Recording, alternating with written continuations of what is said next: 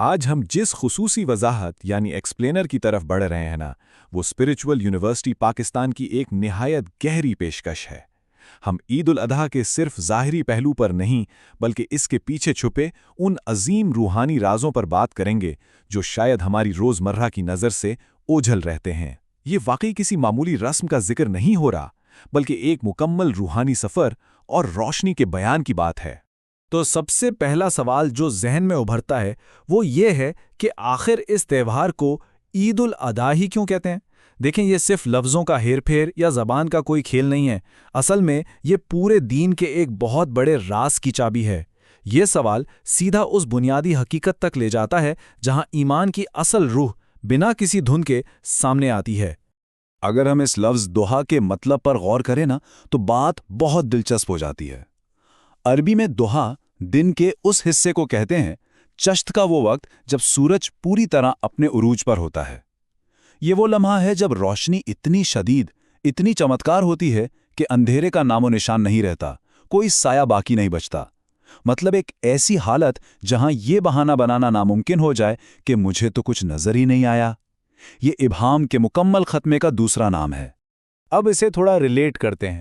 جس طرح باہر کی دنیا میں جب ایسی روشنی آتی ہے تو سائے ختم ہو جاتے ہیں، بالکل ویسے ہی انسان کی روحانی زندگی میں بھی ایک دوحا آتا ہے، ایک ایسا لمحہ جب خالق کی کبریائی اور اس کی عظیم سچائی دل پر اس طرح آشکار ہوتی ہے کہ ہر طرح کی کنفیوژن چھٹ جاتی ہے۔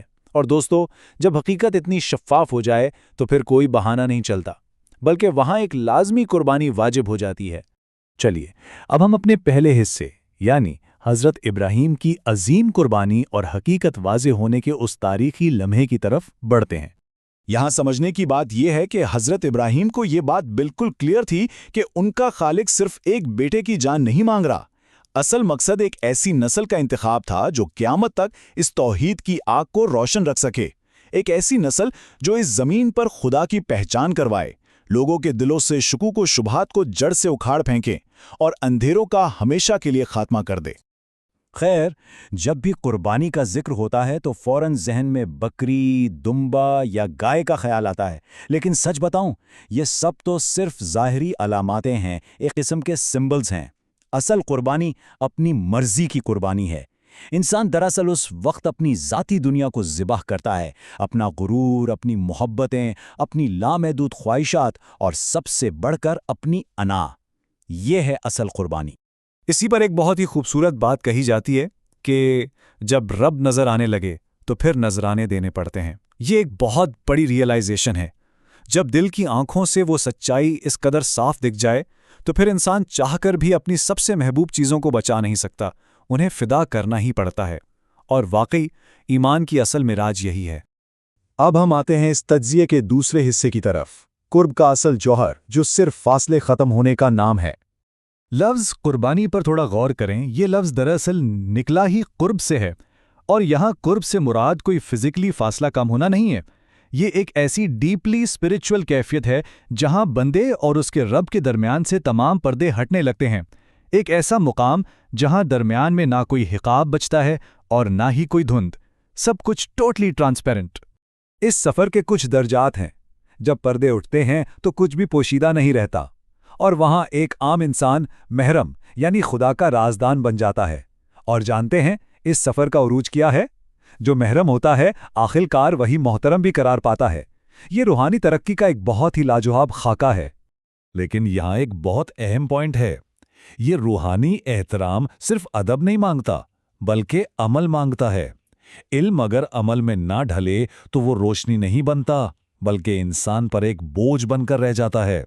سچائی کو جاننے کے بعد اس پر مکمل طور پر عمل کرنا، یہی اصل میں کامیابی کی کنجی ہے۔ آئیے اب اس سفر کے تیسرے حصے کی طرف چلتے ہیں، اندرونی صحرا کو پار کرنا، یعنی اپنی ہی ذات کے خلاف ایک عظیم جنگ۔ یہ کانسیپٹ بہت پاورفل ہے۔ Light is fight against the night, یعنی روشنی ہمیشہ اندھیرے کے خلاف ایک جنگ ہے۔ دین کی پوری جد و جہد بھی دراصل یہی ہے، جہالت کے خلاف، اپنے اندر کے غرور کے خلاف، اور سب سے بڑھ کر اپنی ہی ذات کی تاریکیوں کے خلاف مسلسل لڑتے رہنا ہی اصل روشنی کا سفر ہے۔ ہر سال لوگ لاکھوں روپے خرچ کر کے پتھر کے اس مقدس گھر یعنی خانہ کعبہ تک کا سفر طے کرتے ہیں، جو یقیناً ایک بہت بڑی سعادت ہے، مگر یہاں ایک گہرا راز پوشیدہ ہے۔ کعبہ اور صاحب کعبہ میں فرق ہے۔ دلوں کے اس عظیم رب سے ملاقات صرف کسی باہری فزیکل سفر سے نہیں، بلکہ خود اپنے اندر سے گزرنے سے ہوتی ہے۔ اور وہ خود سے گزرنا دراصل کیا ہے؟ دیکھیں، اصل صحرا مکہ کے باہر وہ ریت کا صحرا نہیں ہے۔ اصل صحرا انسان کے بالکل اندر ہوتا ہے۔ یہ ہماری انا کا بنجر صحرا ہے، ہماری لامحدود خواہشات کا وہ جنگل ہے، اور ہماری ذات کا وہ شور ہے جو ہر وقت گونجتا رہتا ہے۔ اس خالق سے ملنے کے لیے اس اندر کے خوفناک اور شور و غل والے صحرا کو پار کرنا نہایت ضروری ہے۔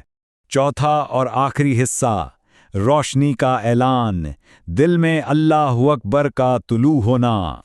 سچی روحانی فتح صرف تبھی ملتی ہے جب انسان اپنی انا، اپنے ایگو کا شور مکمل طور پر خاموش کر دے۔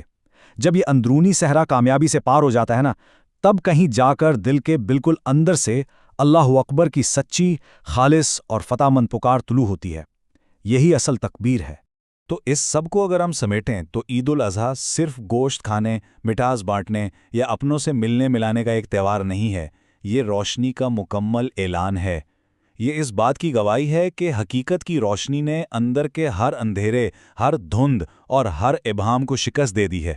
اور اس عظیم سفر کے بالکل آخر میں خالق کا ایک نہایت گہرا، سوچنے پر مجبور کرنے والا سوال گونجتا ہے۔ اب جب کہ خالق کو پہچان لیا گیا ہے تو بتاؤ اس کے لیے کیا قربان کیا جائے گا؟ یہ وہ سوال ہے جو ہر ذہن کو جھنجھوڑ دیتا ہے۔ اگر حقیقت واقعی صاف ہو گئی ہے تو اس ذاتی صحرا سے، اس انر ڈیزرٹ سے کیا ایسی چیز نکل کر فدا کی جائے گی جو سب سے عزیز تھی؟ اسی گہرے سوچ وچار کے ساتھ ہمارا آج کا یہ جائزہ مکمل ہوتا ہے۔ روشنی اور قربانی کے اصل معنی کی یہ تلاش ہمیشہ جاری رہنی چاہیے۔